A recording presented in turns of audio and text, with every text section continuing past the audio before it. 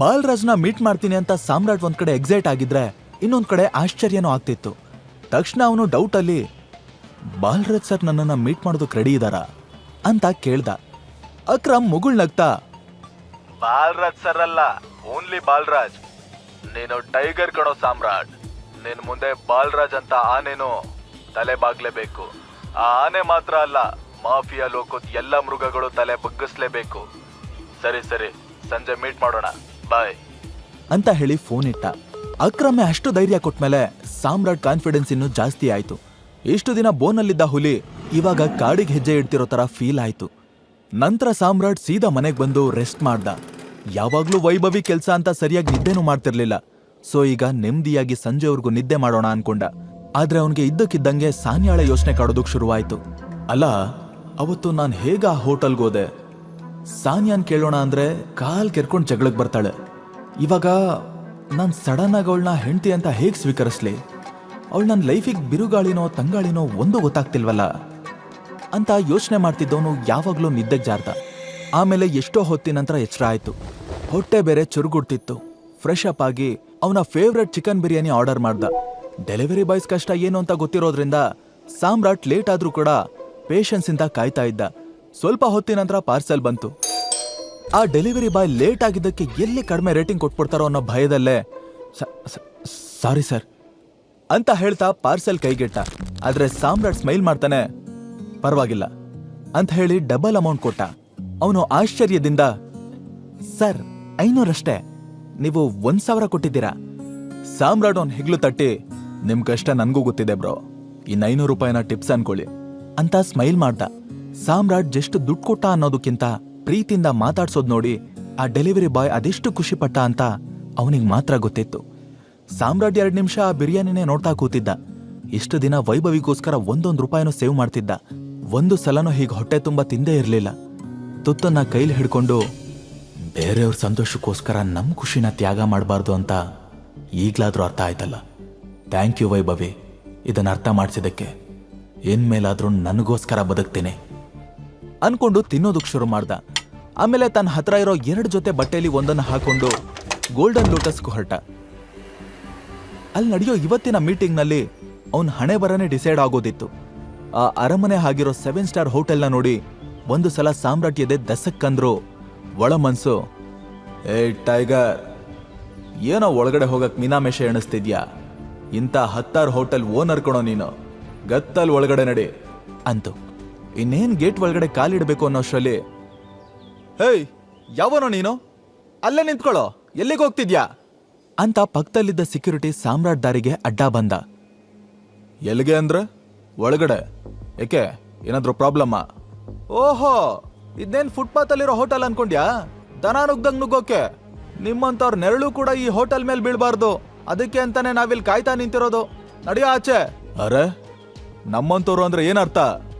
ನಿಮ್ ತರನೇ ನಮಗೂ 2 ಕೈ ಕಾಲು ಕಣ್ಣಿದೆ, ನಾವು ಮನುಷ್ಯರೇ. ಸೆಕ್ಯೂರಿಟಿ ಬಣ್ಣ ಮಸಿರೋ ಸಾಮ್ರಾಟ್ ಬಟ್ಟೆನ ನೋಡ್ತಾ, ಏಯ್ ಅಧಿಕ ಪ್ರಸಂಗಿ, ಕನ್ನಡಲ್ಲಿ ನೀನ್ ಅವತಾರ ಒಂದ್ಸಲಿ ನೋಡ್ಕೊಂಡ್ ಬಂದ್ ಮಾತಾಡು ಅಂತ ರೇಗ್ದ. ಸಾಮ್ರಾಟ್ಗೆ ಎಷ್ಟು ಕೋಪ ಬಂತು ಅಂದ್ರೆ ಸೆಕ್ಯೂರಿಟಿನ ಹಿಡಿದು ಕುಕ್ಬಿಡ್ಬೇಕು ಅನ್ನಿಸ್ತು. ಆದ್ರೂ ವಯಸ್ಸಾದವನ್ ಮೇಲೆ ಕೈ ಮಾಡಬಾರ್ದು ಅಂತ, ನಾನು ಒಳಗಡೆ ಹೋಗ್ಲೇಬೇಕು, ತುಂಬಾ ಇಂಪಾರ್ಟೆಂಟ್ ಕೆಲಸ ಇದೆ, ಸುಮ್ನೆ ನನ್ನ ತಡಿಬೇಡಿ ಅಂದ. ಆದ್ರೂ ಸೆಕ್ಯೂರಿಟಿ ಸುಮ್ನಿರ್ದೆ ಕಿರಿಕ್ ಮಾಡಿದಾಗ ಸಾಮ್ರಾಟ್ಗೆ ಬೇರೆ ದಾರಿ ಕಾಣಿಸ್ಲಿಲ್ಲ. ತಕ್ಷಣ ಅಕ್ರಮ್ಗೆ ಕಾಲ್ ಮಾಡ್ದ. ಹಲೋ ಟೈಗರ್, ಎಲ್ಲಿದ್ಯಾ? ರೀಚ್ ಆದ್ಯಾ? ಹಾ ಅಂಕಲ್, ನಾನು ಹೋಟೆಲ್ ಹೊರಗಡೆ ಇದ್ದೀನಿ. ನಮ್ ಟೇಬಲ್ ನಂಬರ್ ಎಷ್ಟು? Table number? ಆ ಹೋಟೆಲ್ ಓನರ್ ನಾನೇ ಕಣೋ ಟೈಗರ್. ಅಂದ್ಮೇಲೆ ನೀನು ಅದಕ್ಕೆ ಓನರೇ ತಾನೆ. ನೀನ್ ಆರಾಮಾಗಿ ಹೋಗಿ ಒಳಗಡೆ ಕೂತ್ಕೋ, ನಾನು ಬರ್ತಾ ಇದ್ದೀನಿ. 2 ಮಿನಿಟ್ಸ್. ಇಲ್ಲ ಅಂಕಲ್, ನನ್ಗೆ ಒಳಗಡೆ ಹೋಗೋದಕ್ಕೆ ಯಾರೋ ಸೆಕ್ಯೂರಿಟಿ ಬಿಡ್ತಾ ಇಲ್ಲ. ಹಲ್ ಕಡಿತಾ. ವಾಟ್? ಯಾರೋ ಆ ಲೋಫರ್, ಅವನಿಗೆ ಚಾರ್ಜ್ 2 ಓದಿ ಹೇಳ್ತೀನಿ. ಐ ಆಮ್ ಸಾರಿ ಟೈಗರ್, 2 ನಿಮಿಷ ವೇಟ್ ಮಾಡು, ನಾನು ಬರ್ತೀನಿ. ನೋ ಪ್ರಾಬ್ಲಮ್, ನೀವು ಆರಾಮಾಗಿ ಬನ್ನಿ ಅಂಕಲ್ ಅಂತ ಹೇಳಿ ಸಾಮ್ರಾಟ್ ಫೋನ್ ಡಿಸ್ಕನೆಕ್ಟ್ ಮಾಡ್ದ. ಅಲ್ಲಿ ನಿಂತಿದ್ದ ಸೆಕ್ಯೂರಿಟಿ ಸಾಮ್ರಾಟ್ ಮಾತಾಡೋದನ್ನ ಕೇಳಿಸ್ಕೊಂಡು, ಓ ಯಾರಿಗೋ ಫೋನ್ ಮಾಡಿ ಇನ್ಫ್ಲೂಯೆನ್ಸ್ ಮಾಡ್ಸೋದಕ್ ನೋಡ್ತಿದ್ಯಾ?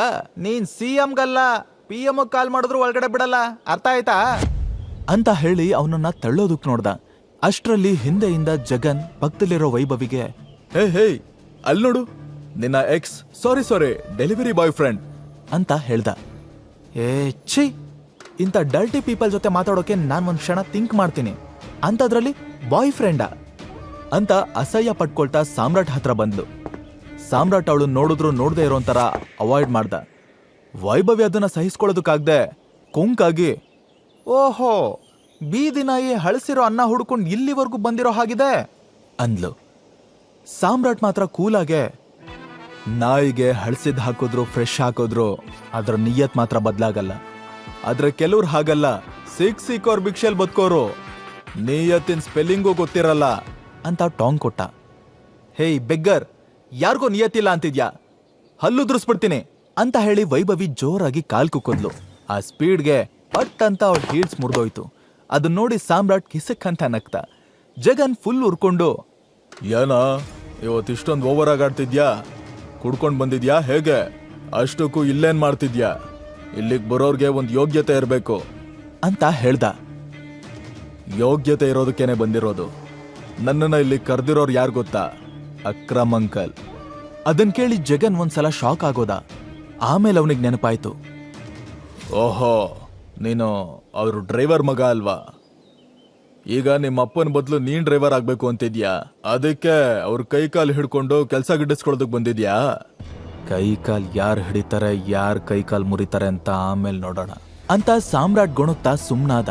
ಕೊಚ್ಚೆ ಮೇಲೆ ಕಲ್ಲೆಸ್ತು ಮೈಕ್ ಸಿಡಿಸ್ಕೊಳ್ಳೋದು ಅವನ್ಗೆ ಇಷ್ಟ ಇರ್ಲಿಲ್ಲ. ಅದೇ ಸಮಯಕ್ಕೆ ಬ್ಲಾಕ್ ಕಲರ್ ಲಕ್ಸುರಿಯಸ್ ಕಾರಲ್ಲಿ ಅಕ್ರಮ್ ಬಂದಿಳ್ದ. ಅವನ ಜೊತೆ ಇನ್ನೊಬ್ಬ ಬ್ಲಾಕ್ ಕಲರ್ ಸೂಟ್ ಹಾಕಿರೋ 6 ಅಡಿ ವ್ಯಕ್ತಿ ಕೂಡ ಇದ್ದ. ಅವನ ದಷ್ಟಪುಷ್ಟವಾದ ತೋಳು, ಕತ್ತಿಯಷ್ಟೇ ಶಾರ್ಪ್ ಆಗಿರೋ ಕಣ್ಣು, ಬೀಗಿಯಾಗಿ ಹಿಡ್ದಿರೋ ಮುಷ್ಟಿ ನೋಡಿದ್ರೇನೆ ಅವನು ದೊಡ್ಡ ಡಾನ್ ಅಂತ ಗೊತ್ತಾಗ್ತಾ ಇತ್ತು. ಅವನ್ ಬೇರೆ ಯಾರೋ ಅಲ್ಲ, ಮಾಫಿಯಾ ಕಿಂಗ್ ಪಿಲ್ಲರ್ ಜೇಡ್ರಳ್ಳಿ ಬಾಲ್ರಾಜ್. ಸಾಮ್ರಾಟ್ ಮೇಲಿಂದ ಕೆಳಗ್ವರೆಗೂ ಅವನನ್ನ ನೋಡ್ತಾ ಒಂದು ಕ್ಷಣ ಸ್ಟನ್ ಆಗೋದ. ಅವನ್ ಇದುವರೆಗೂ ಬಾಲ್ರಾಜ್ ಬಗ್ಗೆ ಕೇಳಿದ್ದ ಓದಿದ್ದ, ಬಟ್ ನೇರವಾಗಿ ನೋಡ್ತಿರೋದು ಇದೇ ಫಸ್ಟ್ ಟೈಮ್. ಅಷ್ಟರಲ್ಲಿ ಅಕ್ರಮ್ ಸೀದಾ ಸೆಕ್ಯೂರಿಟಿ ಹತ್ರ ಬಂದು ಅವನ್ ಕಾಲರ್ ಪಟ್ಟಿ ಹಿಡ್ದು, ಏನಾಗ್ತಿದೆ ಇಲ್ಲಿ, ಹಾ ಏನಿದೆಲ್ಲ ಡ್ರಾಮಾ ಅಂತ ರೇಗ್ದ. ಬಾಲ್ರಾಜ್ ಇನ್ನು ಕಾರ್ ಹತ್ರ ನಿಂತ್ಕೊಂಡು ಫೋನಲ್ಲಿ ಮಾತಾಡ್ತಿದ್ದ. ಸೆಕ್ಯೂರಿಟಿ ಅಕ್ರಮ್ ಕಡೆ ನೋಡ್ತಾ ನಡ್ಗೋ ವಾಯ್ಸಲ್ಲಿ, ಕ್ಷಮಿಸಿ ಸರ್, ಆ ವ್ಯಕ್ತಿ ನನಗೂ ಇಲ್ಲಿಗೆ ಬರ್ತಿರೋಕೆ ಎಷ್ಟು ತೊಂದರೆ ಕೊಡ್ತಿದ್ದಾನೆ, ಇವನ್ ನೋಡೋಕೆ ಕಳ್ಳಂತರ ಕಾಣಿಸ್ತಿದ್ದಾನೆ, ಅದಕ್ಕೆ ನಾನು ಇವನನ್ನ ಒಳಗಡೆ ಹೋಗೋದಕ್ಕೆ ಬಿಡದೆ ತಡದ್ ನಿಲ್ಸಿದ್ದೀನಿ. ಏನಂದೆ, ಕಳ್ಳನ? ಕರಿಯೋಕೆ ಎಷ್ಟೋ ಧೈರ್ಯ ನಿನಗೆ? ಇವನು ನನ್ನ ಸ್ಪೆಷಲ್ ಗೆಸ್ಟ್, ನಾಳೆಯಿಂದ ನಿನ್ನನ್ನ ಈ ಹೋಟೆಲ್ ಅಕ್ಕಪಕ್ಕ ನೋಡಿದ್ರು ಕಾಲು ಮುರಿದು ಬಿಡ್ತೀನಿ ಅಂತ ರೇಗ್ದ. ಕೂಡ್ಲೆ ಎಲ್ರೂ ಬೆಚ್ಚಬಿದ್ರು. ಜಗನ್ ವೈಭವಿ ಇಬ್ರು ಒಂದು ಕ್ಷಣನೂ ಅಲ್ಲಿ ನಿಂತ್ಕೊಳ್ದೆ ಕಳ್ಳ ಬೆಕ್ಕಿನ ತರ ಜಾಗ ಖಾಲಿ ಮಾಡಿದ್ರು. ಮುರಿದೋಗಿರೋ ಹಿಲ್ಸ್ ಅಲ್ಲಿ ಕುಂಟು ಕುದುರೆ ತರ ಓಡ್ತಿರೋ ವೈಭವಿನ ನೋಡಿ ಸಾಮ್ರಾಟ್ಗೆ ನಗು ತಡ್ಕೊಳ್ಳೋದಕ್ಕಾಗ್ಲಿಲ್ಲ. ಅಷ್ಟರಲ್ಲಿ ಅಕ್ರಮ್ ಸಾಮ್ರಾಟ್ ಕಡೆ ತಿರ್ಗಿ, I am so sorry tiger, ಈ ಇಡಿಯಟ್ ಇಂದ ನಿನಗೆ ತುಂಬಾ ಅಂತ ಅವನ್ ಹೇಳ್ತಿದ್ದಾಗ್ಲೇ, ಇಲ್ಲ ಪ್ರಾಬ್ಲಮ್ ಏನಿಲ್ಲ ಅಂಕಲ್, ಒಬ್ಬ ಬಡವನ್ ಶತ್ರು ಯಾರು ಹೇಳಿ, ಇನ್ನೊಬ್ಬ ಬಡವನೇ ಅಂತ ಸ್ಮೈಲ್ ಮಾಡ್ದ. ಸಾಮ್ರಾಟ್ ಯಾವ ಅರ್ಥದಲ್ಲಿ ಹೇಳ್ತಿದ್ದಾನೆ ಅಂತ ಅಕ್ರಮ್ಗೆ ಅರ್ಥ ಆಯ್ತು. ಸಾಮ್ರಾಟ್, ನೀನೀಗ ಬಡವ ಅಲ್ಲ, ಬಿಲೇನಿಯರ್, ಕಮಾನ್ ಅಂತ ಬೆಂತಟ್ಟಿ ಒಳಗಡೆ ಕರ್ಕೊಂಡು ಹೊರಟ. ಬಾಲ್ರಾಜ್ ಫೋನಲ್ಲೇ ಮಾತಾಡ್ತಾ ಅವ್ರ ಹಿಂದೆ ಬರ್ತಿದ್ದ. ಸ್ವಲ್ಪ ಸಮಯದ ನಂತರ ಅವರು ಒಂದು ಲಕ್ಸುರಿಯಸ್ ಆಗಿರೋ ರೂಮಿಗೆ ಬಂದ್ರು. ಸರ್ವೆಂಟ್ಸ್ ಎಲ್ರು ಅಕ್ರಮ್ ಜೊತೆ ಬಾಲ್ರಾಜ್ನ ನೋಡಿ ಗಡಗಡ ಅಂತ ನಡುಗ್ತಿದ್ರು. ಅದ್ರಲ್ಲಿ ಒಬ್ನು ಧೈರ್ಯ ಮಾಡಿ ಮುಂದೆ ಬಂದು ನಿಂತ್ಕೊಂಡ. ಅಕ್ರಮ್ ಅವನನ್ನ ನೋಡ್ತಾ, ಇವತ್ತು ನಮ್ ಜೊತೆ ಇರೋರು ತುಂಬಾ special guest, so costly drinks ಯಾವ್ದ್ಯಾವ್ದಿದೆ ಅಂದ. ಬಾಸ್, 5 ಲಕ್ಷದ ಟೆಕಿಲಾ ಇದೆ, 8 ಲಕ್ಷದ ವೋಡ್ಕಾ, 10 ಲಕ್ಷದ ವಿಸ್ಕಿ, 15 ಲಕ್ಷದ ಜಿನ್ ಇದೆ ಬಾಸ್. ಅಕ್ರಮ್ ಏನೋ ಯೋಚಿಸಿ, ಆ ಎಲ್ಲಾ ಡ್ರಿಂಕ್ಸ್ನು ತಗೊಂಡ್ ಬಾ ಅಂದ. ಅದನ್ ಕೇಳಿ ಸಾಮ್ರಾಟ್ಗೆ ಸಿಡ್ಲು ಬಡ್ದಂಗಾಯ್ತು. ಆ ಎಲ್ಲಾ ಡ್ರಿಂಕ್ಸ್ದು ಟೋಟಲ್ ಪ್ರೈಸ್ ಎಷ್ಟು ಲಕ್ಷ ಆಗುತ್ತೆ ಅಂತ ಬೆರಳಲ್ಲಿ ಎಣಿಸ್ತಾ ಇದ್ದ. ಅಷ್ಟರಲ್ಲಿ ಬಾಲ್ರಾಜ್ ಅಕ್ರಮ್ಗೆ, ಏನಿವತ್ತು ಇಷ್ಟೊಂದು ಸ್ಪೆಷಲ್ ಆಗಿ ಡ್ರಿಂಕ್ಸ್ ಆರ್ಡರ್ ಮಾಡ್ತಿದ್ಯಾ, ಅಂತ ಖುಷಿ ವಿಷಯ ಏನಿದ್ಯಪ್ಪ ಅಂತ ಕೇಳ್ದ. ಹಾ, ಇವತ್ತು ನನ್ನ ಲೈಫಲ್ಲೇ ತುಂಬಾ ಸ್ಪೆಷಲ್ ದಿನ, ನನ್ನ ಒಬ್ಬನಿಗೆ ಅಲ್ಲ, ನಮ್ ಎಲ್ರಿಗೂ ಸ್ಪೆಷಲ್ಲೇ, ಅದಕ್ಕೆ ಆರ್ಡರ್ ಮಾಡ್ದೆ. ಅದ್ ಸರಿ, ಈ ಹುಡುಗ ಯಾರು? ಅಕ್ರಮ್ ಸಾಮ್ರಾಟ್ ಕಡೆ ಹೆಮ್ಮೆಯಿಂದ ನೋಡ್ತಾ, ಬಾಲಾ, ಇವನ್ ಯಾರು ಅಂತ ನಿಜವಾಗ್ಲೂ ಗೊತ್ತಾಗ್ಲಿಲ್ವಾ? ಅವನ್ ಕಣ್ಣಲ್ಲಿ ಕಣ್ಣಿಟ್ ನೋಡು, ಆಗ್ಲಾದ್ರೂ ಗೊತ್ತಾಗ್ಬಹುದು. ನಮ್ ಮರಿ ಟೈಗರ್ ಕಣ ಇವನು, ನಮ್ಮ ಸಂಜಯ್ ಮಗ ಅಂದ.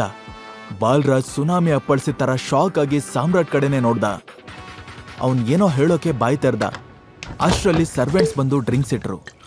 ಬಾಲ್ರಾಜ್ ಡ್ರಿಂಕ್ಸ್ ಕೈಗೆತ್ಕೊಂಡು, ಅಂದ್ರೆ ನಿನ್ ಪ್ರಕಾರ ಇವನು ನಮ್ ಟೈಗರ್ ಮಗನ ಅಂತ ಡೌಟಲ್ಲೇ ಕೇಳ್ದ. ಹೋ ಹೌದು, ನಿನ್ಗೇನ್ ಡೌಟಾ? ನಮ್ ಟೀಮಲ್ಲಿ ಇನ್ನೂ ಯಾರಿಗೂ ಈ ವಿಷಯ ಗೊತ್ತಿಲ್ಲ. ಸದ್ಯಕ್ಕೆ ತುಂಬಾ ಇಂಪಾರ್ಟೆಂಟ್ ವ್ಯಕ್ತಿಗಳಿಗೆ ಮಾತ್ರ ಮೀಟ್ ಮಾಡಿಸ್ತಿದ್ದೀನಿ. ಬಾಲ್ರಾಜ್ ನಗ್ತಾ, ಯಾಕೆ ನೀನ್ ಈ ಟೈಗರ್ಗೆ ಬಾಯಿಲ್ವಾ? ಏನ್ ಕೇಳಿದ್ರು ನೀನೇ ಆನ್ಸರ್ ಮಾಡ್ತಿದ್ಯಾ ಅಂದ. ಸಾಮ್ರಾಟ್ ಕೂಡ ಗತ್ತಲ್ಲಿ ಡ್ರಿಂಕ್ ಸಿಪ್ ಮಾಡ್ತಾ, ಟೈಗರ್ ಮಗ ಯಾವತ್ತಿದ್ರು ಟೈಗರ್ರೆ. ಆದ್ರೆ ಈ ಟೈಗರ್ ಸುಮ್ನೆ ಗರ್ಜನೆ ಮಾಡಲ್ಲ. ಸರಿಯಾದ ಸಮಯ ಸಂದರ್ಭಕ್ಕೆ ಕಾಯತ್ತೆ. ಆ ಟೈಮ್ ಬಂದಾಯ್ತು. ಇನ್ಮೇಲೆ ಮಾಫಿಯಾ ಸಾಮ್ರಾಜ್ಯಕ್ಕೆ ನಾನೇ ಕಿಂಗ್. ಆ ಖಡಕ್ ಮಾತ್ ಕೇಳಿನೇ ಬಾಲ್ರಾಜ್ಗೆ ಲೈಟಾಗಿ ಮತ್ ಬಂದಂಗಾಯ್ತು. ಗ್ಲಾಸ್ ಕೆಳಗಿಟ್ಟು, ಸರಿ, ನೀನೇ ಸಂಜಯ್ ಮಗ ಅಂತಾನೆ ಅನ್ಕೊಳ್ಳೋಣ. ಹಾಗಾದ್ರೆ ಇಷ್ಟು ವರ್ಷ ಎಲ್ಲಿ ಹೋಗಿದ್ದೆ? ಈಗ ಸಡನ್ ಆಗಿ ಬಂದು ನಾನೇ ಟೈಗರ್, ನಾನೇ ಮಾಫಿಯಾ ಡಾನ್ ಅಂತ ನಮ್ಮೇಲ್ ಸವಾರಿ ಮಾಡೋದಕ್ ನೋಡ್ತಿದ್ಯಾ? ಲೋಕ್, ನೀನ್ ಹೇಳಿದ್ನೆಲ್ಲ ಕಣ್ಮುಚ್ಕೊಂಡು ನಂಬ್ತೀವಿ ಅಂತ ಅನ್ಕೊಂಡ್ಯಾ? ಈ ಸಾಮ್ರಾಜ್ಯ ಕಟ್ಟೋಕೆ ಬೆವರಲ್ಲ, ರಕ್ತದ ಕೋಡಿ ಹರಿಸಿದೀವಿ. ಇದನ್ನ ಕಿತ್ಕೊಳ್ಳೋದಲ್ಲ, ಸಂಪಾದನೆ ಮಾಡಬೇಕು. ಬೇರೆಯವ್ರಿಗೆ ಸಂಬಂಧಪಟ್ಟಿದ್ದನ್ನ ಕಿತ್ಕೊಳ್ಳೋದು ನನ್ನ ರಕ್ತದಲ್ಲೇ ಇಲ್ಲ. ಆದ್ರೆ ನಂದು ನನಗ್ ಸಂಬಂಧಪಟ್ಟಿದ್ದು ಅಂತಾದ್ರೆ ಅದನ್ನ ಪಡ್ಕೊಳ್ದೆ ಬಿಡಲ್ಲ. 18 ವರ್ಷದಿಂದ ಈ ಅವಕಾಶಕ್ಕೋಸ್ಕರನೇ ಕಾಯ್ತಾ ಇದ್ದೀನಿ. ಹೊಟ್ಟೆಗೆ ಊಟ ಇಲ್ದೆ ನಾಯಿ ತರ ಬೀದಿ ಅಲಿತಾ ಇದ್ದಾಗ್ಲೂ ನಾನು ನಮ್ ಡ್ಯಾಡ್ ಹೇಗ್ ಸತ್ರು ಅನ್ನೋದನ್ನ ಮರ್ತಿರ್ಲಿಲ್ಲ. ಎಲ್ಲ ನೋವು ಅವಮಾನ ಸಹಿಸ್ಕೊಂಡು ಇವತ್ಗೂ ನಾನು ಉಸಿರಾಡ್ತಾ ಇದ್ದೀನಿ ಅಂದ್ರೆ ಅದು ನಮ್ ಡ್ಯಾಡ್ ಕೊನೆ ಆಸೆನ ತೀರ್ಸೋದಕ್ಕೆ.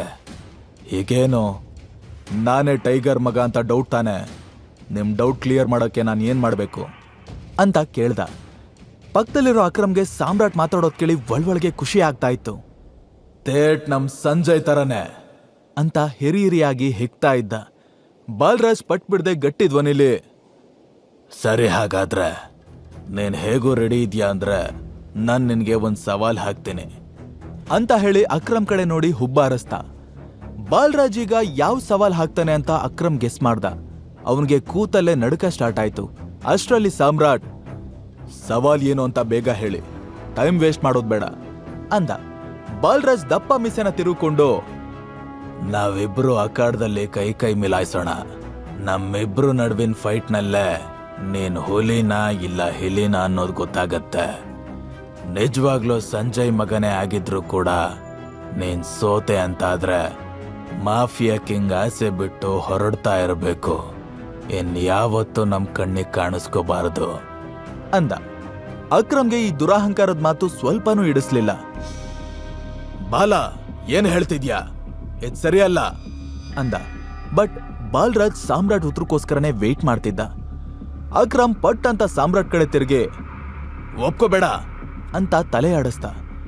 ಸಾಮ್ರಾಟ್ ನೋಡಿದ್ರು ನೋಡದೆ ಇರೋ ಒಂಥರ ಗ್ಲಾಸಲ್ಲಿದ್ದ ಡ್ರಿಂಕ್ಸ್ನ ಒಂದೇ ಗುಟ್ಕಿ ಕುಡ್ದು, ಅಖಾಡಕ್ಕೆ ಇಳಿಯೋದು ಯಾವಾಗ ಅಂತ ಕೇಳ್ಬಿಟ್ಟ.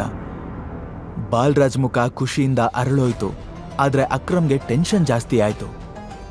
ಈಗ ಬಾಲ್ರಾಜ್ನಂತ ಘಟಾನುಘಟಿನ ನಮ್ ಟೈಗರ್ ಸೋಲಿಸ್ತಾನ ಅಥವಾ ತನ್ನ ತಂದೆ ಕಟ್ಟಿರೋ ಮಾಫಿಯಾ ಸಾಮ್ರಾಜ್ಯನ ಶಾಶ್ವತವಾಗಿ ಬಿಟ್ಟು ಹೋಗ್ತಾನ? ಅಪ್ಪನ ಸಾವಿಗೆ ನ್ಯಾಯ ಕೊಡ್ಸೋಕಾಗಲ್ವಾ? ಪ್ರತೀಕಾರನ ಮರೆತು ಬಿಡ್ಬೇಕಾ? ಈಗ ನೀವು ಪಾಕೆಟ್ ಎಫ್ಎಂ ನಲ್ಲಿರೋ ಎಲ್ಲಾ ಶೋಗಳನ್ನ ಈಸಿಯಾಗಿ ಕೇಳಬಹುದು. ಈಗಲೇ ಡೌನ್ಲೋಡ್ ಮಾಡಿ ಪಾಕೆಟ್ ಎಫ್ಎಂ ಮತ್ತು ಕೇಳಿ ದೇಶ ವಿದೇಶದಲ್ಲಿ ಫೇಮಸ್ ಆಗಿರೋ ಟೈಗರ್ ರಿಟರ್ನ್ಸ್ ಅನ್ನೋ ಮೈ ನವಿರೇಳಿಸೋ ಕಥೆಯನ್ನ.